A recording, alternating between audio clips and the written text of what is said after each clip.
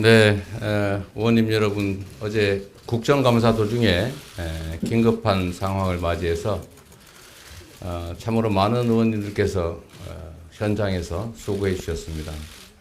진심으로 감사드립니다. 국정감사 중에 야당의 중앙 당사를 이렇게 압수수색하는 일은 대한민국 역사상 처음 있는 일입니다. 정치가 아니라 이건 그야말로 탄압입니다.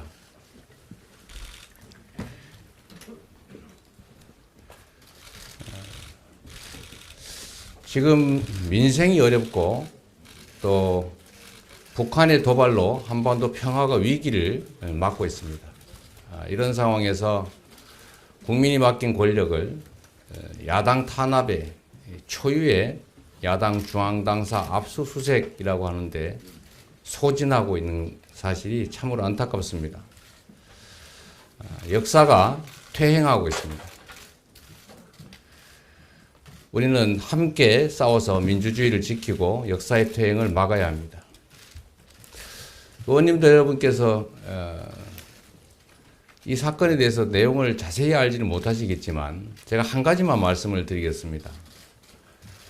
만약에 대선 자금으로 줬다는 주장이 맞다면 남욱이라는 사람이 작년 가을쯤인가요?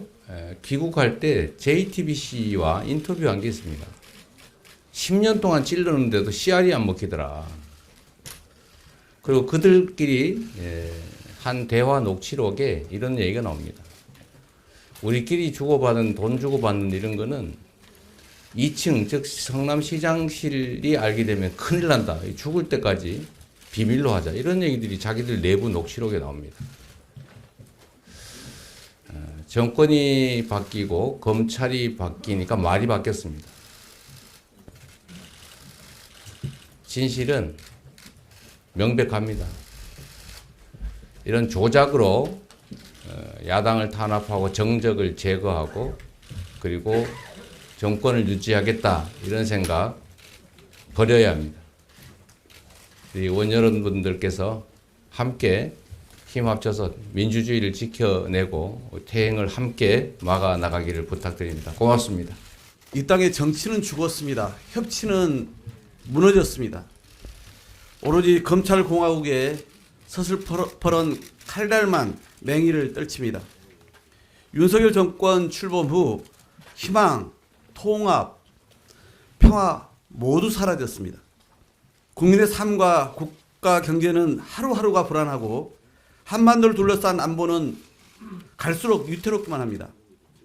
민생 경제도 외교 국방도 민주주의도 대한민국 미래도 총체적인 위기 국면입니다. 자신들의 무능과 실정으로 더 큰 위기가 초래됐음에도 윤석열 정권은 이를 극복할 책임감은커녕 상황 모면과 국면 전환에만 혈안입니다. 오로지 검찰, 감사원, 경찰, 권력기관을 총동원해 전 정부와 야당 인사들에 대한 전방위적인 정치 탄압에만 몰두합니다.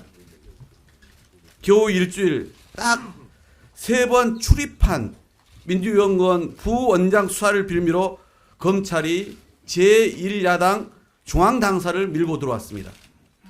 민주화 이후 이처럼 국가적 긴급 현안은 내팽개친 채 무도하고 뻔뻔하게 야당 탄압과 정치 보복에 전면적으로 나선 정권은 없었습니다. 사상 유례없는 검찰 쿠데타로 기록될 것입니다. 당사 압수수색 시대로 어제 국정감사는 마비됐습니다. 오늘은 검찰총장이 1년에 한 번 출석하는 대검찰청 국정감사입니다.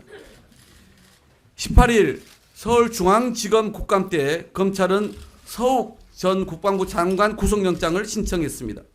어제는 노영민 전 대통령 비서실장을 소환했습니다. 국감 첫 주에는 감사원이 위원회 의결도 없이 관계자 20명을 검찰에 수사 의뢰했습니다. 헌법과 법률이 국회에 부여한 국정감사권을 무력화하는 명백한 방해 행위입니다. 검찰공화국의 전방위적인 정치 탄압의 칼날 끝은 결국 문재인 대통령과 이재명 당대표를 겨누고 있습니다. 용산 대통령실이 주도한 대감 게이트로 서해 공무원 사건을 뒤집고 탈북 흉악범 북송 사건마저 애국하려 합니다. 소환과 구속영장 신청, 다음 수순은 전직 대통령이 이미 자명합니다. 그동안 무혐의 처분했던 사건까지 다시 다 끄집어내서 온갖 혐의를 갖다 붙여 현직 야당 대표를 옥죄고 있습니다. 윤석열 정권이 검찰을 앞세워 끝까지 정치 탄압에 올인한다면 민주당은 분연히 맞서 싸울 것입니다. 민주주의와 민생을 지켜내겠습니다. 우리 169명의 의원 전원은 오늘부터 비상한 시국에 따른 비상한 각오로 임하겠습니다. 남은 정기국회에서 민생입법과 예산의 처리를 제외하고는 윤석열 정권을 둘러싼 각종 의혹과 정치 탄압 규명에 총력을 집중할 것입니다.